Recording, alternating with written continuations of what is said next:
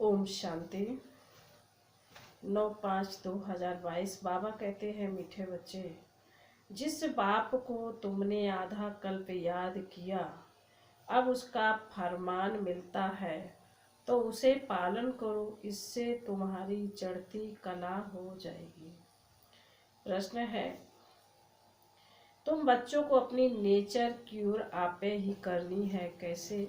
बाबा का उत्तर है, एक बाप की याद में रहने और यज्ञ की प्यार से सेवा करने से नेचर क्यूर हो जाती है, क्योंकि याद से आत्मा निरोगी बनती है और सेवा से अपार खुशी रहती है। तो जो याद और सेवा में बिजी रहते हैं उनकी नेचर क्यूर होती रहती है। गीत है, तूने रात गवाई सोकर दिन गवाया खाके। ओम शांति। बच्चों ने गीत सुना, मालाएं फेरते फेरते युग बीते। कितने युग? 2 युग। सतयुग त्रेता में तो कोई भी माला नहीं फेरते हैं। कोई की भी बुद्धि में यह नहीं है कि हम ऊंचे जाते हैं फिर नीचे आते हैं। हमारी अब चढ़ती कला होती है, हमारी अर्थात भारत की। जितनी भारतवासियों की चढ़ती कला और उतरती कला होती है, उतना और कोई की भी नहीं। भारत ही श्रेष्ठाचारी और भ्रष्टाचारी बनता है। भारत ही निर्विकारी, भारत ही विकारी, और खंडों व धर्मों से इतना ताल्लुक नहीं है। वह कोई हेवन में नहीं आते हैं, भारतवासियों के ही चित्र हैं। बरोबर राज्य करते थे तो बाप समझाते हैं, तुम्हारी अब चढ़ती कला है, जिसका हाथ पकड़ा है वह तुमको साथ ले जाएंगे। हम भारतवासियों की ही चढ़ती कला है, मुक्ति में जाकर फिर जीवन मुक्ति में आएंगे। आधा कल्प देवी देवता धर्म का राज्य चलता है। 21 पीढ़ी चढ़ते हैं, फिर उतरती कला हो जाती है। चढ़ती कला तेरे भाने सर्व का भला। अब सर्व का भला होता है ना, परंतु चढ़ती कला और उतरती कला में तुम आते हो। इस समय भारत जितना कर्ज लेता है उतना और कोई नहीं लेते। बच्चे जानते हैं, हमारा भारत सोने की चिड़िया था, बहुत साहूकार थे। अभी भारत की उतरती कला पूरी होती है। विद्वान आदि तो समझते हैं कलयुग की आयु अर्जुन 40,000 वर्ष चलनी है, बिल्कुल ही घोर अंधियारे में है। समझाना भी बड़ी युक्ति से है, नहीं तो भगत लोग चमक जाते हैं। पहले पहले तो परिचय दो बाप का देना है, पहले तो परिचय 2 बाप का देना है। भगवान बात है कि गीता सबका माई बाप है, वर्षा गीता से मिलता है, बाकी सब हैं उनके बच्चे। बच्चों से वर्षा मिल ना सके, तुम बच्चों को गीता से वर्षा मिल रहा है ना। गीता माता का फिर पिता भी है। बाइबल आदि कोई को भी माता नहीं कहेंगे। तो पहले पहले पूछना ही यह है कि परम पिता परमात्मा से तुम्हारा क्या ताल्लुक है। सभी का एक बाप है ना, सभी आत्माएं भाई भाई है ना। बाप एक बाप के बच्चे। बाप मनुष्य सृष्टि रचते हैं प्रजापिता ब्रह्मा द्वारा, तो फिर तुम आपस में भाई बहन हो जाते हो, तो जरूर पवित्र रहते होंगे। पतित पावन बाप ही आकर तुमको पावन बनाते हैं युक्ति से। बच्चे जानते हैं पवित्र बनेंगे तो पवित्र दुनिया के मालिक बनेंगे। बहुत भारी आमदनी है। कौन ऐसा होगा जो 21 जन्म की बादशाही लेने के लिए पवित्र नहीं बनेगा। और फिर श्रीमत भी मिलती है, जिस बाप को आधा कल्प याद किया है उनका फरमान तुम नहीं मानेंगे, उनके फरमान पर नहीं चलेंगे तो तुम पाप आत्मा बन जाएंगे। यह दुनिया ही पाप आत्माओं की है। राम राज पुण्य आत्माओं की दुनिया थी, अब रावण राज पाप आत्माओं की दुनिया है। अभी तुम बच्चों की चढ़ती कला है, तुम विश्व के मालिक बनते हो। कैसे गुप्त बैठे हो, सिर्फ बाप को याद करना है, माला आदि फेरने की कोई बात नहीं।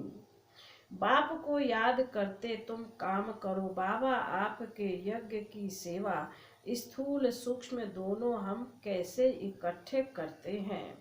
बाबा ने फरमान किया है, ऐसे याद करो, नेचर क्यूर कराते हैं ना, तुम्हारी आत्मा क्यूर होने से भी शरीर भी क्यूर हो जाएगा।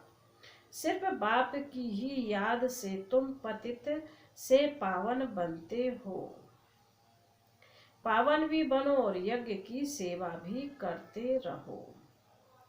सर्विस करने में बड़ी खुशी होगी। हमने इतना समय बाप की याद में रह अपने को निरोगी बनाया, अथवा भारत को शांति का दान दिया। भारत को तुम शांति और सुख का दान देते हो श्रीमत पर। दुनिया में आश्रम तो ढेर हैं, परंतु वहां कुछ भी है नहीं। उनको यह पता नहीं कि 21 पीढ़ी स्वर्ग का राज्य कैसे मिलता है। तुम अभी राजयोग की पढ़ाई करते हो, वो लोग भी कहते रहते हैं कि गॉड फादर आ गया है। कहाँ है? जरूर, सो तो जरूर होगा ना। विनाश के लिए बॉम्ब्स भी निकल चुके हैं। जरूर बाप ही हेवन की स्थापना, हेल का विनाश कराते होंगे। यह तो नर्क है ना, कितनी लड़ाई मारा मारी आदि है, बहुत डर है। बच्चों को कैसे भगा के ले जाते हैं, कितने उपद्रव होते हैं। अभी तुम जानते हो कि नई दुनिया बदल रही है। कलयुग बदल फिर सतयुग हो रहा है। हम सतयुग की स्थापना में बाबा के मददगार हैं। ब्राह्मण ही मददगार होते हैं। प्रजापिता ब्रह्मा से ब्राह्मण पैदा होते हैं। वह है कुख वंशावली, तुम हो मुख वंशावली।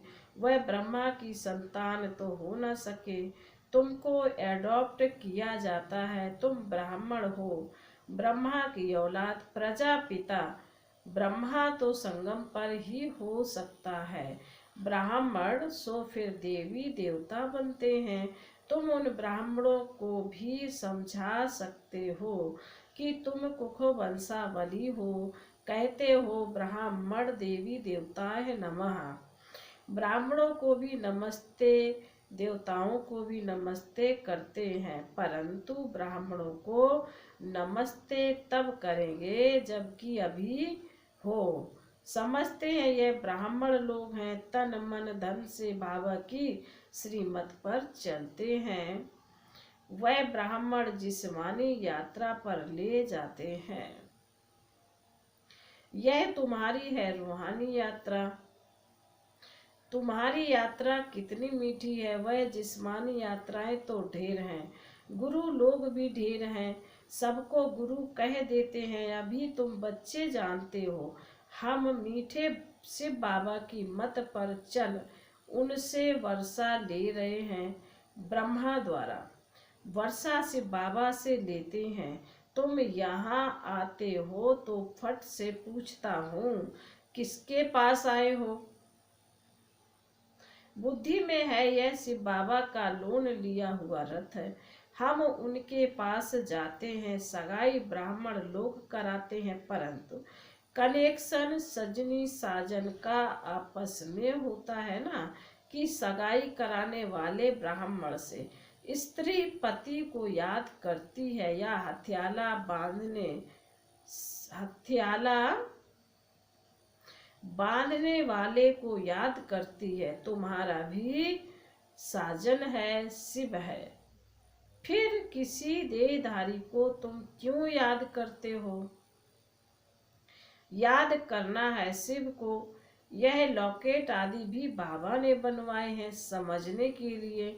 बाबा खुद खुद ही दलाल बन सगाई कराते हैं, तो दलाल को याद नहीं करना है। सजनियों का योग साजन के साथ है। मम्मा बाबा आकर तुम बच्चों द्वारा मुरली सुनाते हैं। बाबा कहते हैं तुम ऐसे बच्चे हैं जिनकी भ्रकुटी के बीच में हम बैठ मुरली चलाता हूँ। कल्याण करने अर्थ कोई को साक्षात्कार कराने, मुरली सुनाने, कोई का कल्याण करने आता हूँ। ब्राह्मणियों में इतनी ताकत नहीं, जानता हूँ इनको यह ब्राह्मणी उठा नहीं सकेंगी, तो मैं ऐसा तीर लगाता हूँ जो वह ब्राह्मणी से भी तीखा जाए। ब्राह्मणी समझती है इनको हमने समझाया, देहाभिमान में आ जाते हैं। वास्तव में यह अहंकार भी नहीं आना चाहिए। सब कुछ शिव बाबा करने वाला है। यहाँ तो तुमको कहते हैं बाबा को याद करो, कनेक्शन शिव बाबा से होना चाहिए। फिर भी यह वृद्धि बाबा कहते फिर भी यह वृद्ध अनुभवी तन है, यह बदल नहीं सकता। ड्रामा में नूंद है, ऐसे नहीं दूसरे कल्प में दूसरे के तन में आएंगे नहीं। जो लास्ट में है उनको ही फिर पहले जाना है। झाड़ में देखो पिछाड़ी में खड़े हैं ना, अभी तुम संगम पर बैठे हो। बाबा ने इस प्रजापिता ब्रह्मा में प्रवेश किया। जगत अम्बा है कामधेनु, और कपिल देव भी कहते हैं। कपल अर्थात जोड़ी, बाप दादा माता पिता, यह कपल जोड़ी हुई ना। बाबा कहते हैं माता से वर्षा नहीं मिलेगा, वर्षा फिर भी शिव बाबा से मिलता है, तो उनको याद करना पड़े। मैं आया हूँ तुमको ले जाने। इनके द्वारा ब्रह्मा भी शिव बाबा को याद करते हैं, शंकर के आगे भी शिव का चित्र रखते हैं। यह सब है महिमा के लिए। इस समय तो शिव बाबा आकर अपना बच्चा बनाते हैं, फिर तुम बाप को बैठ थोड़े ही पूजेंगे। बाप आकर बच्चों को गुलगुल बनाते हैं, गटर से निकालते हैं, फिर प्रतिज्ञा भी करते हैं हम कभी पतित नहीं बनेंगे। बाप कहते हैं गोद लेकर फिर काला मुंह नहीं करना, अगर किया तो कुल कलंकित बन पड़ेंगे। हारने से उस्ताद का नाम बदनाम कर देंगे। माया से हारे तो पद भ्रष्ट हो पड़ेगा। और कोई सन्यासी आदि यह बातें नहीं सिखलाते। कोई है जो कहेंगे मास में एक बार विकार में जाओ, कोई कहते 6 मास में एक बार जाओ, कोई तो बहुत अजामिल होते हैं। बाबा ने तो कहा गुरु किए हुए हैं, वह ऐसे कभी नहीं कहेंगे कि पवित्र बनो। समझते हैं हम नहीं रह सकते। सेंसिबल जो होगा वह झट कहेगा तुम ही नहीं रह सकते हो, हमको कैसे कहते हो। फिर भी कहते हैं जनक मिसाल सेकंड में जीवन मुक्ति का रास्ता बताओ। फिर गुरु लोग कहते हैं ब्रह्मा को याद करो तो तुम निर्माण धाम में जाएंगे। जाते तो कोई नहीं है, ताकत ही नहीं है। सर्व आत्माओं के रहने का स्थान है मूल वतन, जहाँ हम आत्माएं स्टार मिसल रहती हैं। यह पूजा के लिए बड़ा लिंग बनाते हैं। बिंदी की पूजा कैसे होगी? कहते भी हैं भ्रकुटी के बीच चमकता है अजब सितारा। तो आत्मा का बाप भी ऐसा होगा ना। बाप को देह नहीं है, उस स्टार की पूजा कैसे हो सकती? बाप को परम आत्मा कहा जाता है। वह फादर है, जैसे आत्मा है वैसे परमात्मा है। वह कोई भी नहीं जानते। बाप की नॉलेज है ज्ञान में भी फुल है पवित्रता में। बाबा कह रहे बाप की नॉलेज है ज्ञान में भी फुल है, पवित्रता में भी फुल है। सर्व का सदगति दाता है, सर्व को सुख शांति देने वाला। तुम बच्चों को कितना भारी वर्षा मिलता है और कोई को मिल ना सके। मनुष्य तो कितना गुरु को पूजते हैं, अपने बादशाह को भी इतना नहीं पूजते। तो यह सब अंधश्रद्धा है ना, क्या क्या करते रहते हैं, इसमें ग्लानि ही ग्लानि है। कृष्ण को लॉर्ड भी कहते हैं तो गॉड भी कहते हैं। गॉड कृष्णा हेवन का प्रिंस, लक्ष्मी नारायण के लिए भी कहते हैं। यह दोनों गॉड गॉडेज हैं। पुराने पुराने चित्रों को बहुत खरीदते हैं, पुरानी पुरानी स्टैंप भी बिकती है ना। वास्तव में सबसे पुराना तो शिव बाबा है ना, परंतु किसी को पता नहीं है। महिमा सारी शिव बाबा की है। फिर बाबा कहते हैं महिमा सारी शिव बाबा की है, परंतु किसी को पता नहीं है।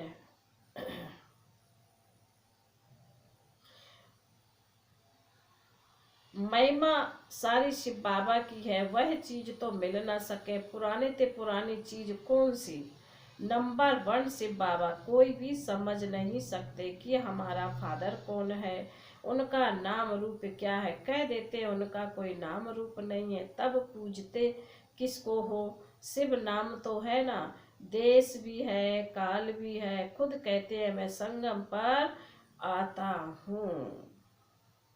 आत्मा शरीर द्वारा बोलती है ना। अभी तुम बच्चे समझते हो, शास्त्रों में कितनी दंत कथाएं लगा दी हैं, जिससे उतरती कला हो गई है।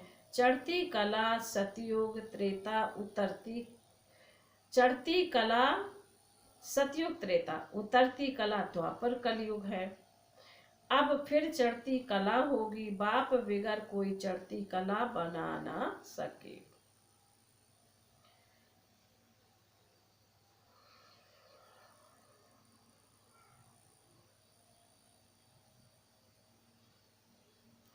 यह सब बातें धारण करनी होती हैं तो कोई भी काम आदि करते याद रहना है। जैसे श्रीनाथ द्वारे में मुख को कपड़ा बांध काम करते हैं, श्रीनाथ कृष्ण को कहते हैं। श्रीनाथ का भोजन बनता है ना। शिव बाबा तो भोजन आदि नहीं खाते। तुम पवित्र भोजन बनाते हो तो याद में रह बनाना चाहिए, तो उससे बल मिलेगा। कृष्ण लोक में जाने के लिए व्रत नेम आदि रखते हैं। अभी तुम जानते हो हम कृष्णपुरी में जा रहे हैं, इसलिए तुमको लायक बनाया जाता है। तुम बाप को याद करते हो, फिर बाबा गारंटी करते हैं तुम कृष्णपुरी में जरूर जाएंगे। तुम जानते हो हम अपने लिए कृष्णपुरी स्थापन कर रहे हैं, फिर हम ही राज्य करेंगे। जो श्रीमत पर चलेंगे वह कृष्णपुरी में आएंगे।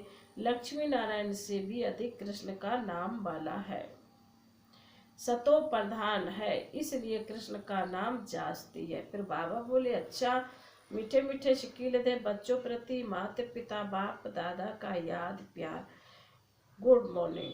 याद प्यार और गुड मॉर्निंग। रूहानी बाप की रूहानी बच्चों को नमस्ते।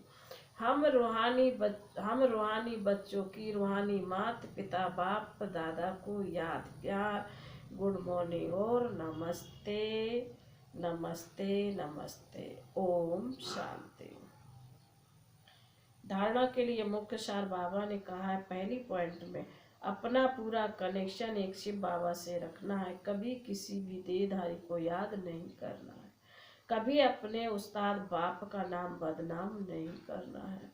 नंबर 2, अपने द्वारा यदि किसी का कल्याण होता है तो मैंने इसका कल्याण किया, इस अहंकार में नहीं आना है। यह भी देह अभिमान है। कराने वाले बाप को याद करना है, वरदान है। अमृत वेले तीन बिंदियों का तिलक लगाने वाले, क्यों क्या की हलचल से मुक्त अचल अडोल भागो। बाप दादा सदा कहते हैं कि रोज अमृत वेले तीन बिंदियों का तिलक लगाओ। आप भी बिंदी, बाप भी बिंदी, और जो हो गया, जो हो रहा, नथिंग न्यू, तो फुल स्टॉप भी बिंदी। यह तीन बिंदी का तिलक लगाना अर्थात स्मृति में रहना, फिर सारा दिन अचल अडोल रहेंगे। क्यों क्या की हलचल समाप्त हो जाएगी। जिस समय कोई बात होती है उसी समय फुल स्टॉप लगाओ। नथिंग न्यू होना था, हो रहा है। साक्षी बन देखो और आगे बढ़ते चलो। स्लोगन है, परिवर्तन शक्ति द्वारा व्यर्थ संकल्पों के बहाव का फोर्स समाप्त कर दो तो समर्थ बन जाएंगे। ओम शांति।